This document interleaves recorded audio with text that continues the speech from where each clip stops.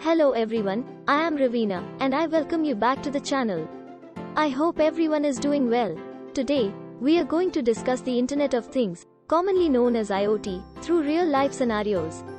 Not only this, after discussing every key concept, I will be giving you examples to make your understanding better through real-time applications. Let us start the session. Good luck and happy learning. Nowadays, maybe all of us are fascinated by advanced technologies like mobiles, computers, the internet, etc. Before starting the concept of IoT, imagine this situation. When the alarms of your smartphones ring in the morning, you wake up and tap it to stop the alarm, which causes your geyser to start automatically. The smart mirror of your bathroom shows the day's weather and also indicates the level of water in your overhead tank. After you take some groceries from your refrigerator for making breakfast, it recognizes the shortage of stock in it and places an order for the supply of fresh groceries items. When you step out of your house and lock the door, all lights, fans, geyser, and AC machines get switched off automatically. On your way to the office, your car warns you about the traffic congestion ahead and suggests you an alternative route. And if you are late for the meeting, it sends a message to your office accordingly. You may be thinking, oh my god, what is this world? Is such a situation even possible? Absolutely yes, we can reach for such a situation through IoT. You may have heard this buzzword IoT in some articles, but not aware of its actual meaning. Then what is IoT all about? The Internet of Things, IoT, is the network of physical objects or things embedded with electronics, software, sensors, and network connectivity, which enables these objects to collect and exchange data. IoT allows objects to be sensed and controlled remotely across existing network infrastructure, creating opportunities for more direct integration between the physical world and the computer-based systems, resulting in improved efficiency, accuracy, and economic benefits. Things in the IoT sense can be referred to a wide variety of devices, such as heart monitoring in plants, biochip transponder in farms animal, electrical clamps in coastal water, automobiles with built-in sensors, DNA analysis devices in environmental food, and pathogen monitoring systems that assist firefighters in search and rescue operations. These devices collect useful data with the help of various existing technologies and then autonomously flows the data between other devices. But the question is, how does this happen? There must be some complexity involved to make such things happen, isn't it?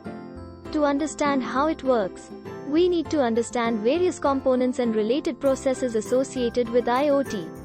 A complete IoT system integrates four distinct components, that is, sensors or devices, connectivity, data processing, and the user interface. Let us go through one by one. First, the sensors or devices collect the data from the nearby environment. This could be as simple as a weight measurement reading, or as complex as the full video feed. Person uses sensors or devices because multiple sensors are bundled together. Sensors are the part of a device that does more than just sense things.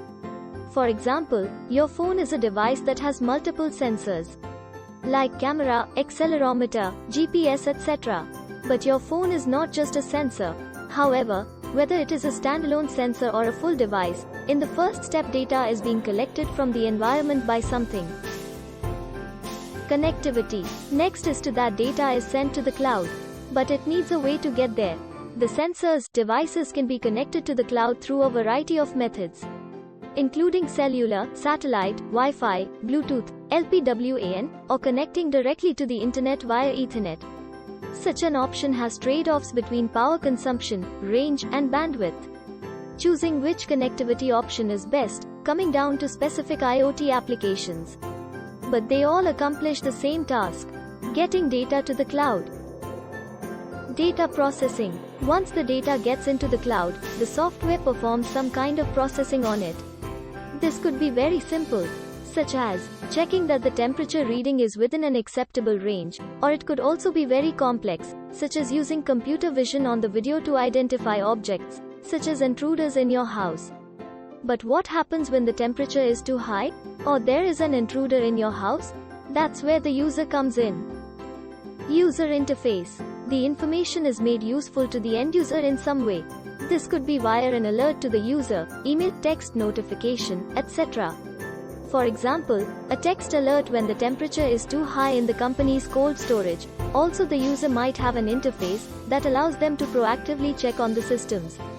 For example, a user might want to check the video feeds in their house via a phone app or a web browser. However, it is not always a one-way street. Depending upon the IoT application, the user may also be able to perform an action and affect the system. For example, a user might remotely adjust the temperature in the cold storage via an app on their phone. And some actions are performed automatically, rather than waiting for you to adjust the temperature. The system may do this automatically via predefined rules in the software. And rather than just call for alert you for an intruder, the IoT system could automatically inform the relative authorities.